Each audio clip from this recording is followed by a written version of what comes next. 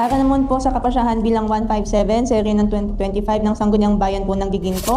Ang nakalagay kasi dito is a resolution approving the NDC resolution approving the plan, the program. Pero ang nakalagay po sa amin ay kapasyahan nagpapatibay sa MDC resolution. So it means Hello, magandang umaga po sa inyong lahat. So samahan niyo ako, papunta tayo ngayon sa Capitol ng Bulacan para sa aming budget hearing for Municipality of Giginto. Akala ng iba, pagka may budget na yun, hindi po nila alam na ito ay dumadaan pa sa napakahaba at maraming proseso.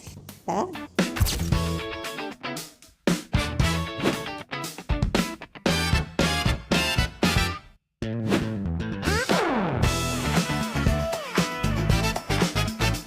Maraming salamat po, kagalang-galang na pinuno ng Hapag, Mr. Chair. Yung ordinance po for Municipal Ordinance number 496 series of 2025. maraming salamat po Mr. Chair, magandang hapon po sa ating lahat.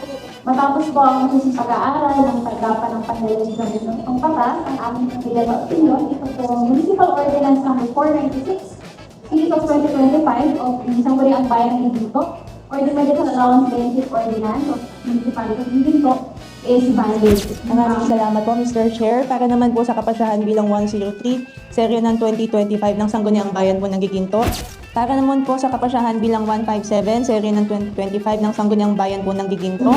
But to authorize the program, ang pinapangyarihan yan ay sanggunian. Ang nakalagay kasi dito is a resolution approving the NDC resolution approving the plan, the program. Di ba? Pero ang nakalagay po sa amin ay kapasyahan nagpapatibay sa MDC resolution. So it means, ang Sangguniang Bayan pa naman po ang nagpapatibay ng AIP, Annual Investment Program, ng Pamahalang Bayan ng Giginto.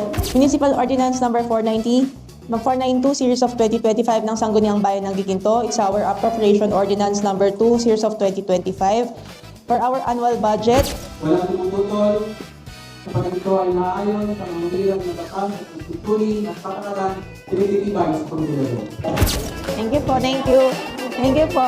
Thank you po. Ay, sige po. Salamat po.